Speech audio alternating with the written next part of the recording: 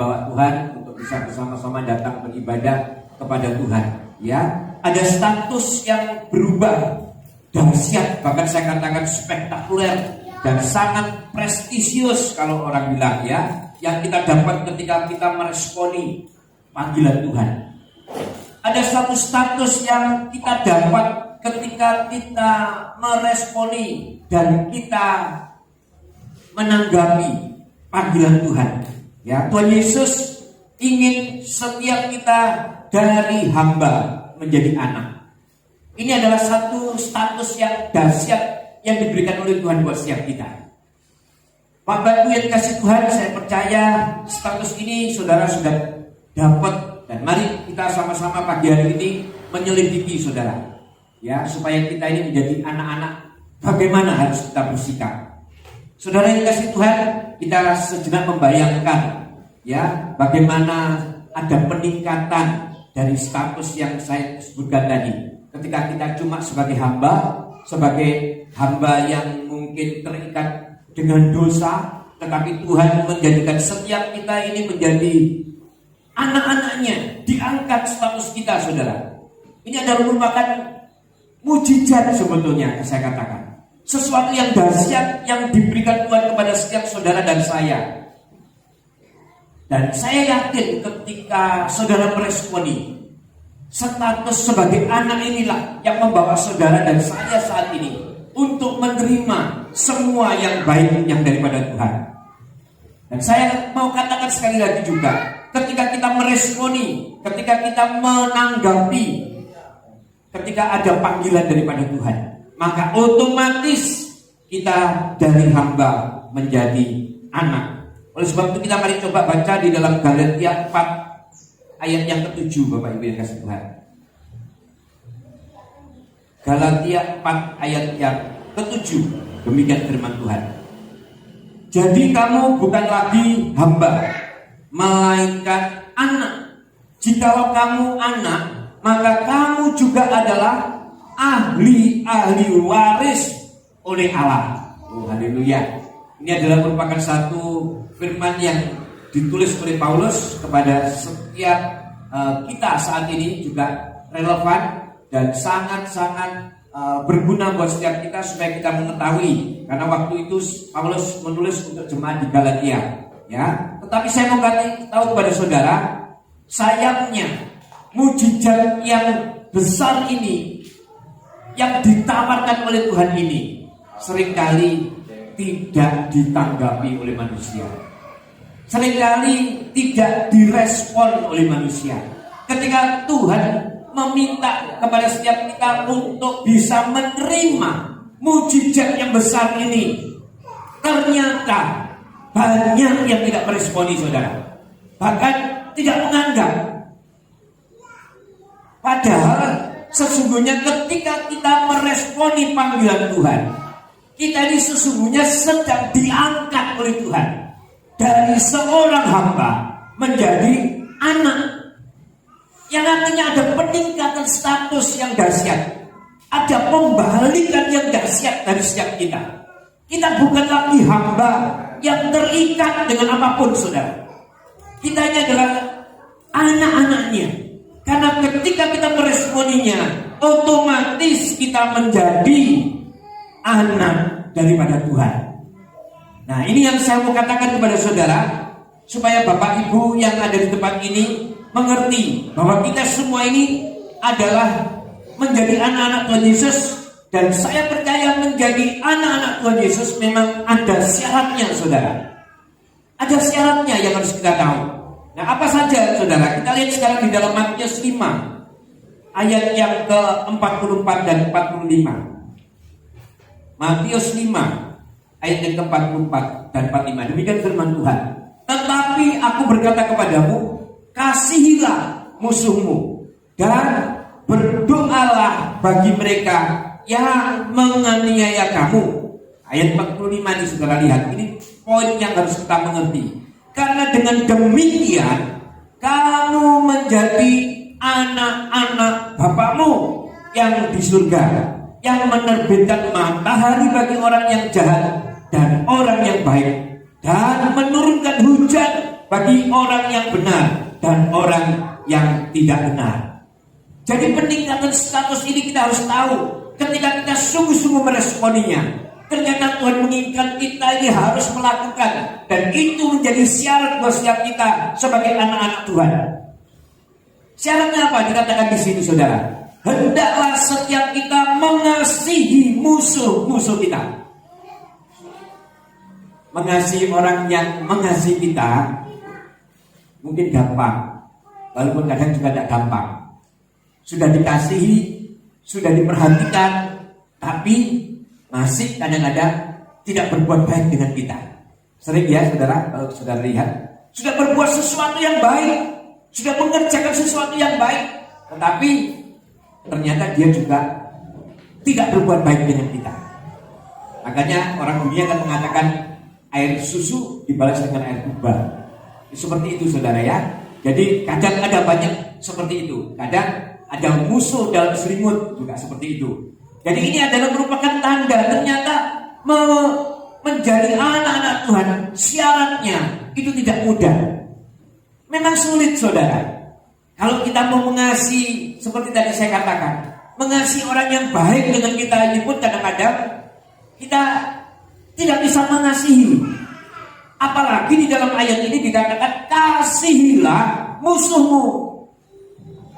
Jadi syarat yang mutlak buat kita saudara untuk mengasihi musuh kita. Jadi saya tahu ini memang sulit saudara. Tidak gampang saudara. Mengasihi orang yang mengasihi kita, kadang saya katakan itu pun juga tidak gampang. Ditambah lagi ke orang yang menyakiti kita, harus kita kasihi. Tapi ini kebenaran firman Tuhan. Saya harus sampaikan kepada saudara. Harus kita tetap mengasihi. Bahkan standar kita sebagai orang-orang yang dikatakan anak-anak Tuhan, haruslah mengasihi musuh kita. Mengasihi musuh kita. Ini syarat kita sebagai anak-anak Tuhan. Bahkan bukan cuma seperti itu dikatakan, berdoalah bagi mereka yang menganiaya kamu. Oh, pelajaran yang dahsyat saudara ya. Mungkin saudara sekarang katakan, wah itu Pak, angel ya Pak, semendingan gak jadi anak. Nah, jangan saudara. Roh Kudus memberikan tuntunan buat kita. Mengasihi musuh memang tidak gampang. Mengasihi orang yang sudah menyakiti kita itu memang tidak gampang. Menyakiti orang yang menyakiti orang yang menyakiti hati kita untuk kita ampuni atau kita kasihi, itu tidak gampang saudara. Tetapi ini adalah hal yang mutlak yang harus kita lakukan. Karena ketika kita lakukan itu, ada hak yang diberikan oleh Tuhan buat setiap kita. Ada janji-janji Tuhan yang diberikan kepada setiap kita. Bahkan saya mengatakan ada sikap Bapa kepada kita. Kita mengasihi musuh kita bukan cuma sekedar perintah yang diberikan kepada Tuhan oleh kita, anak-anaknya.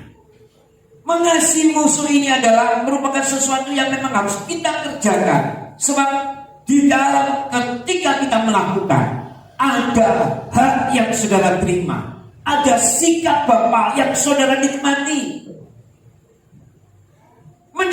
Menikmati sikap Bapa ini adalah sesuatu yang dahsyat saudara. Yang saya mau katakan kepada saudara.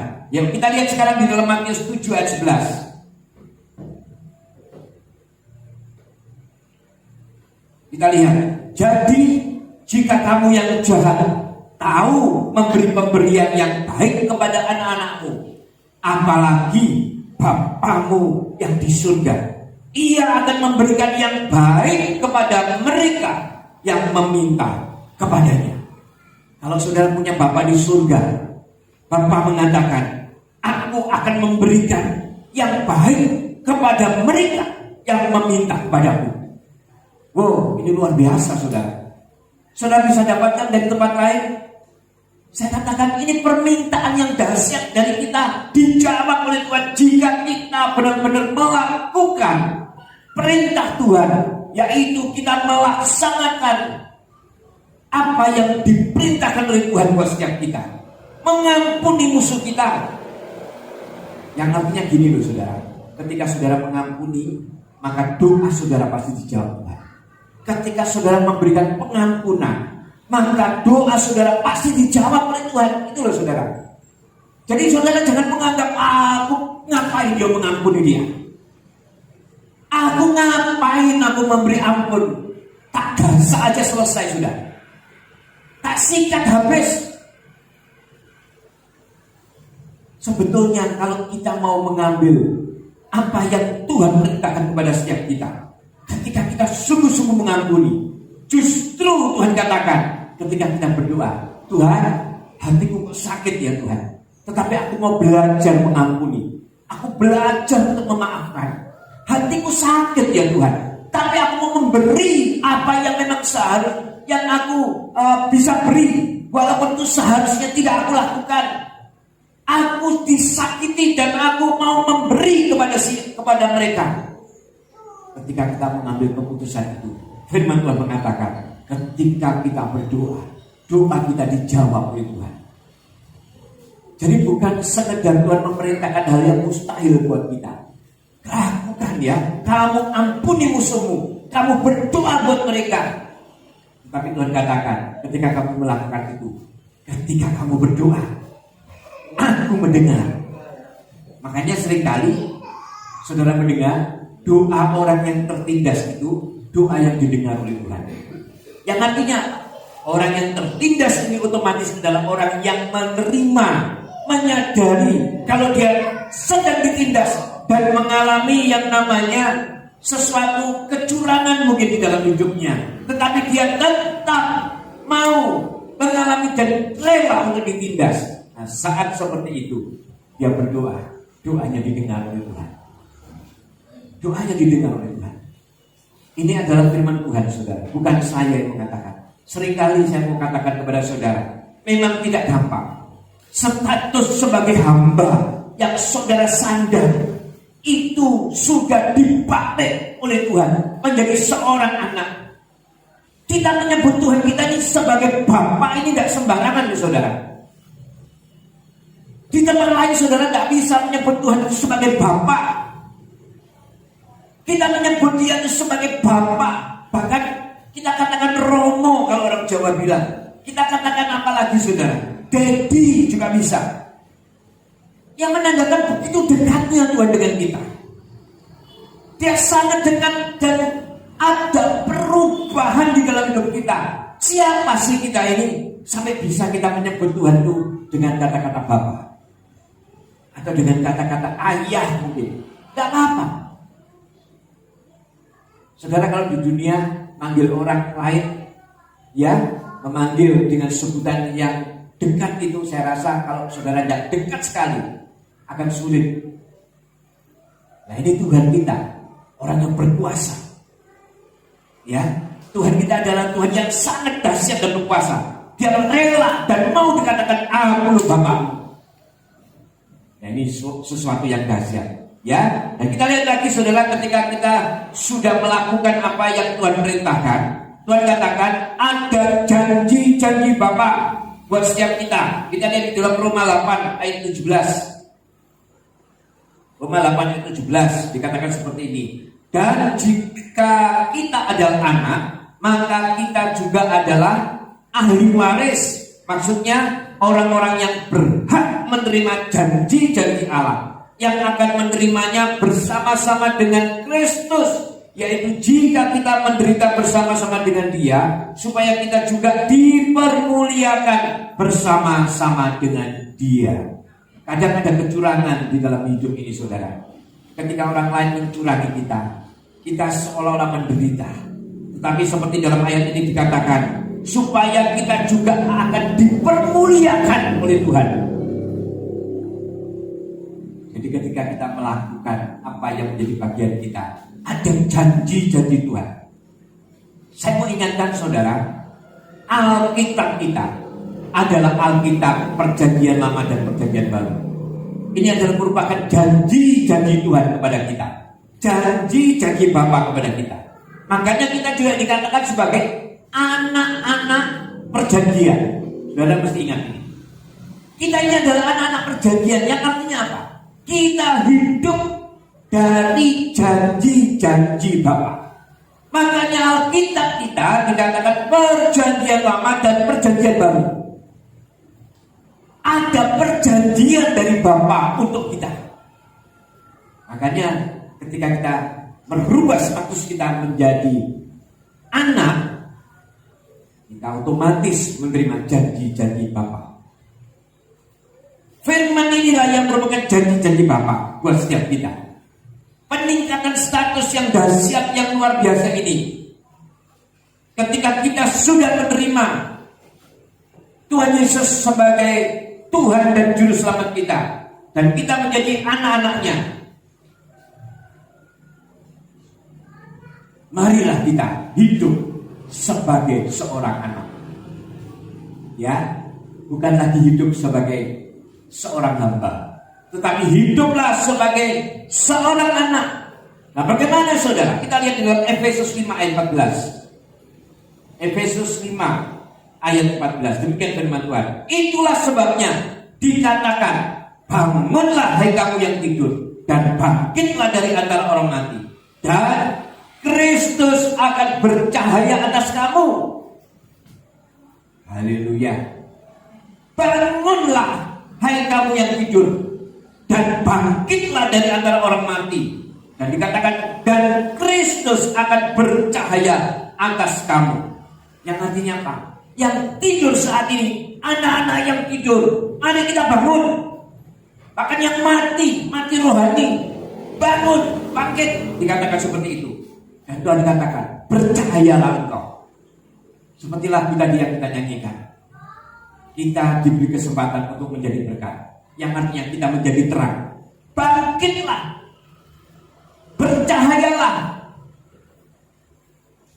Paulus di dalam kitab Efesus ini menjelaskan bahwa orang yang telah diselamatkan karena iman kepada Kristus bukan sekedar mengalami perbaikan hidup, bukan sekedar mengalami perbaikan status, bukan sekedar mengalami perubahan gratis dari seorang hamba menjadi anak, melainkan Paulus mengingatkan supaya setiap kita mau berubah dari gelap kepada terang. Dikatakan seperti itu.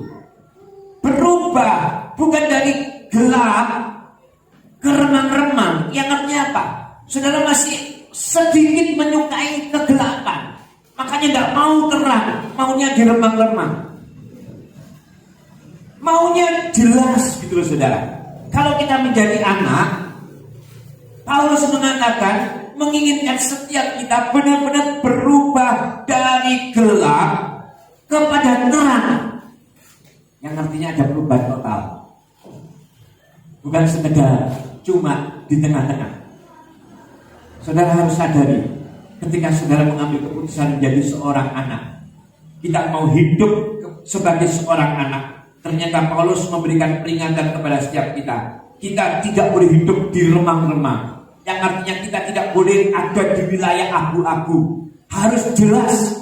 Kalau diterang, ya terang, terbuka. Kalau ini tidak mau dilakukan, ya tidak dilakukan. Ini terang, saudara. Bukan, gak apa-apa lah, karena saya ngerti. Apa mereka konco-konco, tidak ada teman-teman seiman. Diam-diam melakukan. Enggak, ini namanya kita hidup di remang-remang. Tapi kita mau, Paulus memberikan tahu kepada kita, harus hidup benar-benar dari gelap ke terang. Yang artinya total kita harus berubah. Ini adalah sikap hidup sebagai seorang anak, ya. Yang artinya perbuatan-perbuatan kita tidak lagi perbuatan-perbuatan di dalam kegelapan, tetapi kita melakukan perbuatan-perbuatan di dalam terang. Dan kita tahu Tuhan Yesus adalah terang dunia. Tuhan Yesus adalah terang dunia. Orang percaya harus hidup di dalam terang. Kita lihat di dalam Efesus 5 ayat yang ke-9.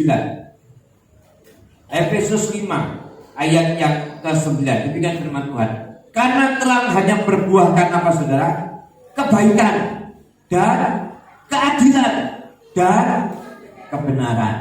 Jadi ketika saudara mengambil keputusan untuk menjadi anak-anak Tuhan, Mau tidak mau saudara harus hidup terang, tidak boleh abu-abu.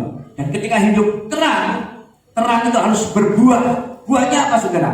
Kebaikan dan keadilan dan kebenaran. Ini yang harus saudara lakukan.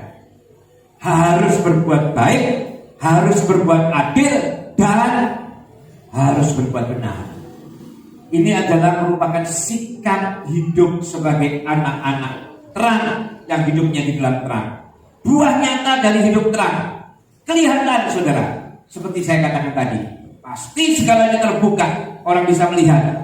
Dan orang yang hidup di dalam terang pasti berdampak. Berdampak buat siapa? Buat sekitar kita saudara. Ada dampak di sekitar kita, ya, dampak yang kelihatan, yang artinya ya tadi saudara, berbuah, bisa dinikmati, ya, dan yang artinya juga setiap perilaku daripada anak-anak Tuhan akan berdampak. Perilakunya pasti adalah perilaku, dan pola pikirnya pasti juga berpola pikir yang berbeda, seperti siang dan malam. Yang artinya pikirannya juga tidak sama ketika dulu belum bertobat. Kalau dulu bertobat cara berpikirnya tidak sama. Sekarang ketika kita sudah bertobat, sudah terjadi perubahan gitu saudara. Cara berpikir pun, pola berpikir pun, bahkan sampai perilaku kita harus berubah. Tidak bisa sama terus dulu sebelum mengenal Tuhan. Hidup di dalam gelap dengan sekarang kita mengenal Tuhan dan hidup di dalam terang. Harus ada perubahan, bisa dinikmati orang-orang. Jangan sampai sudah mengenal Tuhan, tetapi justru semakin orang takut mendekati kepada kita. Karena pola hidup kita, pola pikir kita yang tidak menunjukkan sebagai anak-anak terang. Hati-hati saudara. Harus ada perubahan pola pikir dan perubahan perilaku.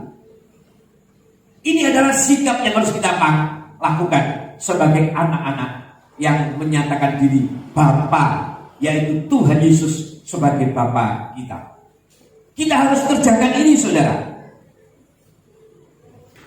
Kita harus lakukan ini, ya. Dan orang percaya yang hidup sebagai anak terang, semakin hari pasti akan semakin bernilai, semakin hari akan punya harga jual yang tinggi.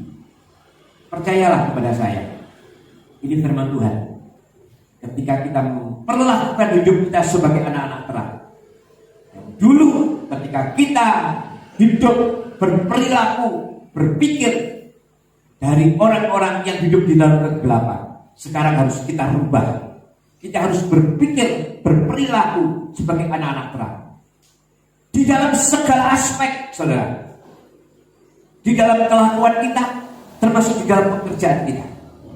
Harus punya cara berpikir dan berperilaku sebagai anak-anak terang. Karena kalau kita benar-benar memperlakukan itu, kita akan bernilai, saudara. Paham ya maksud saya? Saudara kalau memperlakukan di dalam pekerjaan, memperlakukan pekerjaan yang dipercayakan Tuhan kepada saudara, dan berlaku sebagai anak-anak terang, yang artinya apa? Terbuka, jujur, sungguh-sungguh, pasti kita akan bernilai. Gak seperti dulu mungkin. Nyolong-nyolong dikit lah, bos tidak kelihatan. Curang-curang dikit lah, bos tidak kelihatan. Orang yang seperti ini saya percaya dia punya nilai, bukan naik tapi turun. Makanya firman Tuhan mengatakan, ketika kita mengambil keputusan untuk menjadi anak-anak terang, menjadi anak-anak Bapa, kita harus merubah cara berpikir dan perilaku kita, sehingga kita akan semakin menjadi orang-orang yang bernilai dimanapun Tuhan tempatkan kita. Di pekerjaan kita, di lingkungan kita, di keluarga kita. Menjadi orang yang bernilai, saudara. Bukan cuma sekedar kita hidup, tapi orang di sekitar kita bisa melihat, oh iya, ada perubahan ya. Kok bisa? Dulu gak seperti itu loh. Kalau dagang, kadang sedikit-sedikit ya, Ada sedikit-sedikit curang lah seperti itu. Tapi kalau sekarang sebagai anak-anak Tuhan, kita mau berdagang dengan sungguh-sungguh, dengan jujur, dan itu menaikkan nilai daripada saudara, mempernaikkan nilai daripada kehidupan saudara.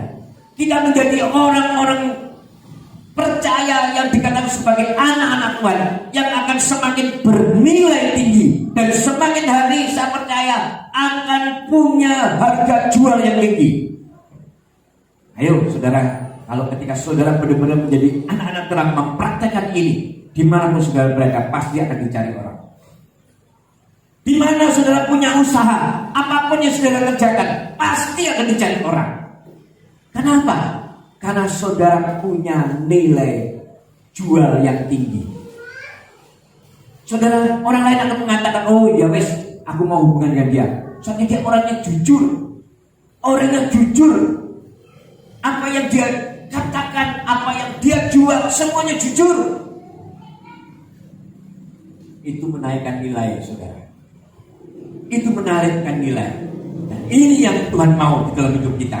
Ya, saudara. Jadi kita mau menjadi semakin terang, semakin terbuka, menjadi orang-orang yang punya nilai jual yang tinggi. Nah, orang yang bernilai jual tinggi itu adalah orang yang ibaratnya itu seperti garam, kalau di dalam firman Tuhan katakan. Yang artinya apa? Sangat dibutuhkan oleh siapapun. Kita lihat dalam Matius 5 ayat 13. Matius 5 ayat 13 mengatakan seperti ini. Kamu adalah garam dunia. Jika garam itu menjadi tawar, dengan apakah ia diasinkan? Tidak ada lagi gunanya selain dibuang dan diinjak orang. Nah, ini hati-hati saudara. Ketika saudara sudah mengatakan, mengikrarkan sebagai anak-anak Tuhan, dan saudara mengatakan, aku terang dunia, ya aku ini harus menjadi terang, aku harus menjadi garam. Hati-hati. Jangan sampai saudara terjatuh. Harus benar-benar menggunakan itu dengan baik. Karena ketika kita sudah tidak bisa lagi menjadi garam, firman Tuhan mengatakan kita akan diinjak-injak oleh orang. Kita tidak bisa mengasingkan orang. Kita tidak ada gunanya lagi. Nah, saat ini saya mau katakan, banyak yang katanya anak Tuhan yang sekarang ini tidak punya harga jual yang tinggi. Ya, saudara. Banyak kita lihat. Bahkan akhirnya ngomong, siapa itu? Waduh, Kristen. Waduh, pengikut Kristus. Tidak punya harga jual. Kenapa? Karena perilakunya, karena pola berpikirnya tidak berpola pikir dan berperilaku sebagai anak-anak terang. Akhirnya tidak punya harga jual, saudara. Bahkan mungkin keluar masuk gereja, ya, tetapi masih mau hidup di dalam gelap, tidak berperilaku, tidak berpikir seperti anak-anak di dalam terang. Maka kita akan menjadi orang-orang yang tidak berguna, dikatakan di dalam firman Tuhan, ya, dalam kehidupan sehari-hari. Bahkan seolah-olah orang yang seperti ini adalah orang-orang yang terus memakai topeng rohani. Hati-hati sudah. Kelihatannya di depan kita, wah baik-baik saja. Oh baik Bu, baik Pak semuanya.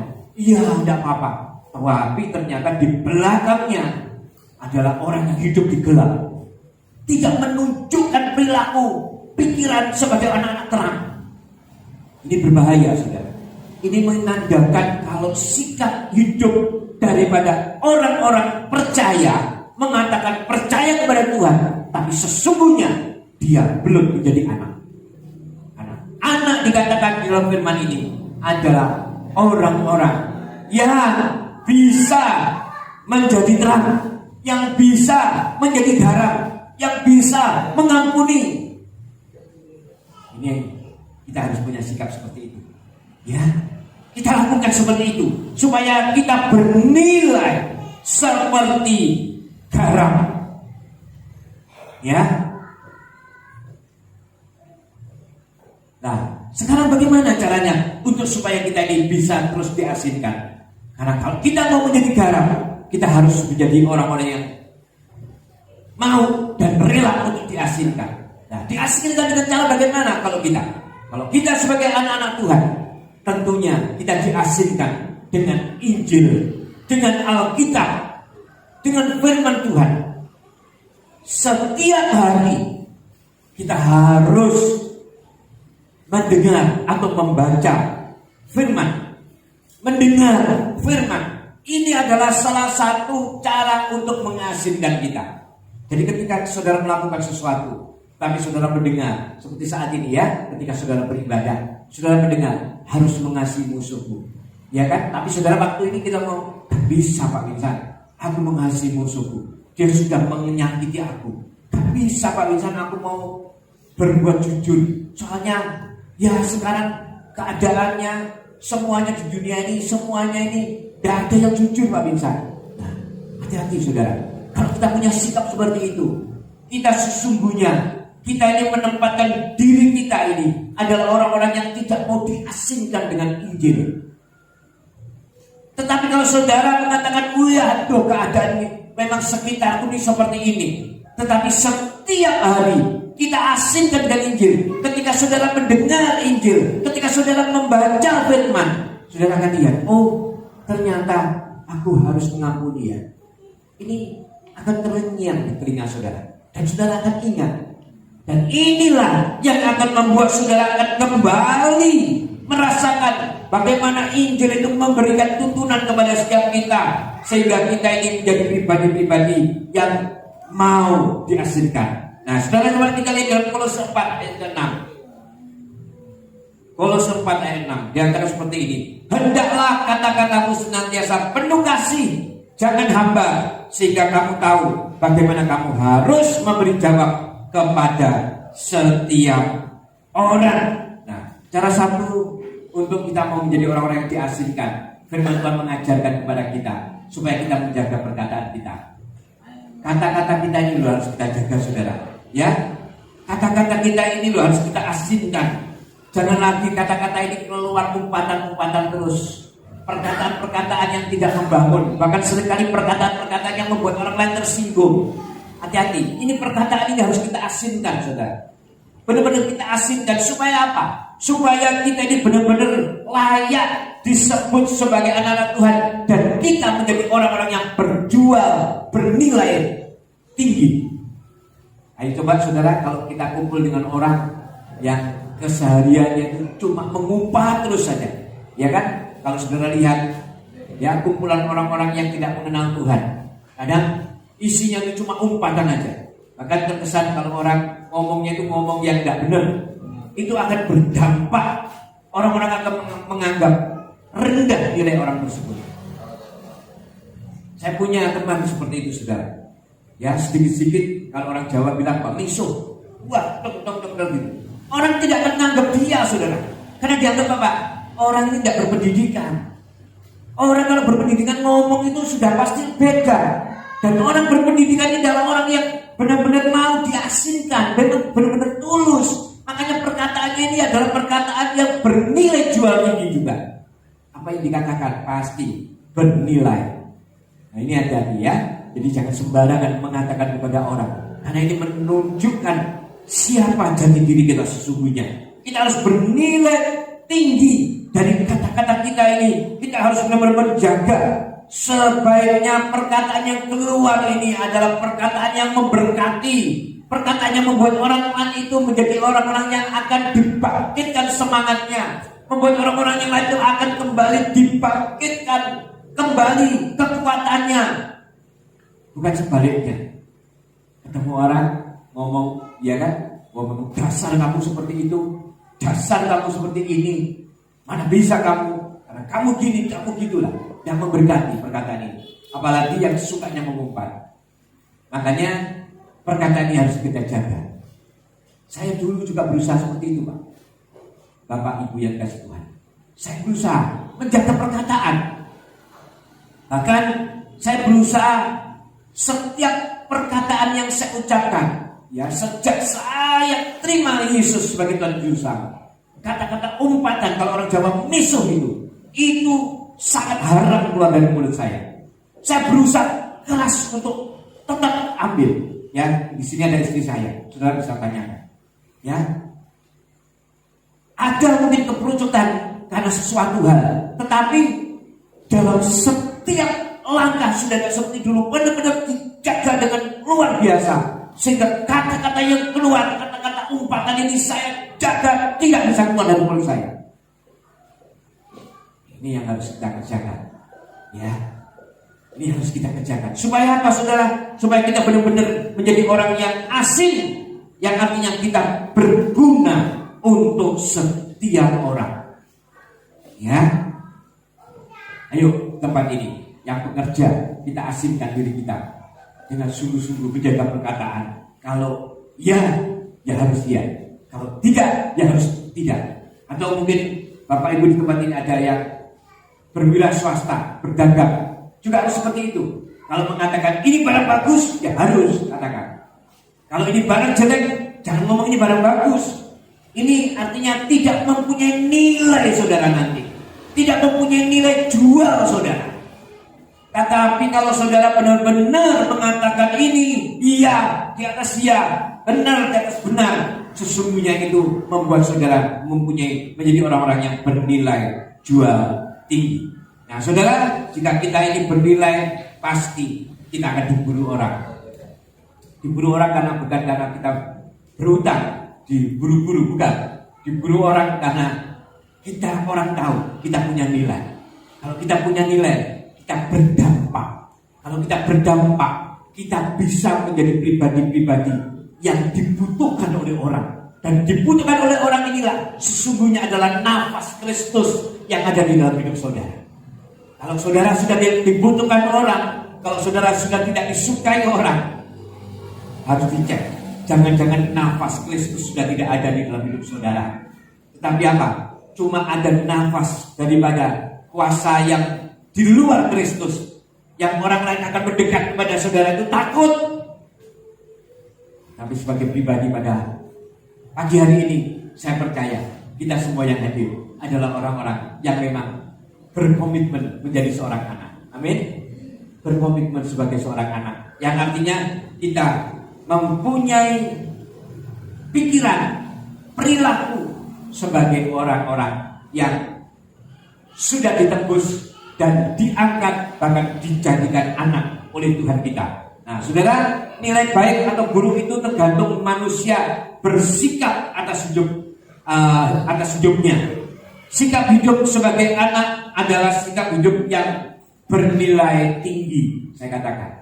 Sikap hidup yang bernilai tinggi dan sangat-sangat saya katakan adalah nilai yang super excellent, yang artinya sangat-sangat bernilai tinggi ketika saudara mengambil sikap hidup sebagai seorang anak. Nah, dan inilah saudara saya mau katakan yang harus menjadi tujuan yang dilakukan oleh orang-orang percaya. Hidup sebagai seorang anak. Amin saudara. Belajar ya saudara sama-sama. Firman Tuhan pagi hari ini mungkin keras, tetapi saya percaya firman ini adalah firman yang diberikan Tuhan kepada setiap kita, supaya kita ini semakin bisa mengerti bahwa sesungguhnya percuma kita hidup kalau kita tidak punya sikap atau nilai jual yang tinggi. Ya kan? Percuma ya. Karena orang banyak kalau ketemu kita bucai, bempuk itu orang. Percuma kumpul sama dia. Hati-hati saudara. Kalau seperti itu berarti sesungguhnya dia kan tidak punya nilai. Tetapi kalau kita ketemu orang, wah mana orangnya? Mana? Wah mau ketemu. Ini kita menjadi orang yang bernilai tinggi. Dan orang yang bernilai tinggi adalah orang yang punya karakter, punya perilaku, punya pikiran, ya, punya sikap sebagai seorang anak. Anaknya siapa? Anaknya Tuhan Yesus. Amin. Ini yang harus kita lakukan. Jangan sampai sudah mengklaim dirinya, oh aku anak Tuhan Pak, percaya Yesus. Tapi aku disegel sama orang itu, ditangkap sama orang itu, ya tak tandami. Nah, ini jangan saudara ya. Kita mendingan kita berlaku dan hidup sebagai seorang anak. Yang tadi loh ayatnya kita sudah sama-sama baca. Rela walaupun ditindas, rela tetap melakukan. Karena tahu ketika ditindas, disitulah pembelaan Tuhan ada buat setiap kita. Amin. Sudah coba mikirlah, saudara bayangkan ketika hidup di luar Tuhan dan hidup di dalam Tuhan pasti akan berbeda. Sekarang kelihatannya mungkin sedang mengalami sesuatu yang tertindas, sesuatu yang tertekan dalam hidup saudara. Tetapi saya mau katakan, kalau saudara tetap taat, saatnya, waktunya Tuhan akan terjadi. Karena orang yang tertindas, orang yang sedang dijolimi ibarat seperti itu, ini doanya didengar oleh Tuhan. Firman Tuhan tadi mengatakan seperti itu. Kita doa ini didengar karena kita mengampuni musuh kita. Kita ini doa kita didengar ketika kita mengampuni musuh kita. Bahkan kita ini dikatakan oleh firman ini, dikatakan sebagai anak ketika engkau mengampuni musuh. Engkau adalah anakku dan doamu pasti aku dengar. Ini yang harus kita lakukan. Mau saudara belajar ya, sama-sama belajar. Memang ketika kita mau belajar banyak hambatan, tapi percayalah Roh Kudus menuntun saudara dan saudara pasti akan diberikan kekuatan. Puji Tuhan, saya tidak mau perpanjang firman Tuhan. Saya sudah pemain musik untuk pagi hari ini kita bersama-sama